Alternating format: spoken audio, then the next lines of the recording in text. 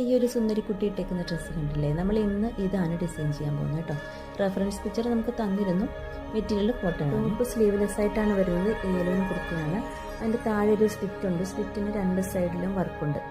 അതിന് ഫ്രെയിം ഇട്ടിട്ട് ഞാൻ മെഷീൻ എംബ്രോയിഡറി ആണ് ചെയ്തിരിക്കുന്നത്. സിൽവർ കളർ ത്രെഡാണ് ഇത് യൂസ് ചെയ്തിരിക്കുന്നത്. അപ്പോൾ ഓപ്പോസിറ്റ് കളറിൽ നല്ല എടുപ്പുണ്ടായിരുന്നു. അങ്ങനെ ത്രെഡ് വർക്ക് എല്ലാം ഞാൻ മെഷീൻ എംബ്രോയിഡറിയിൽ ചെയ്ത് തീർത്തു.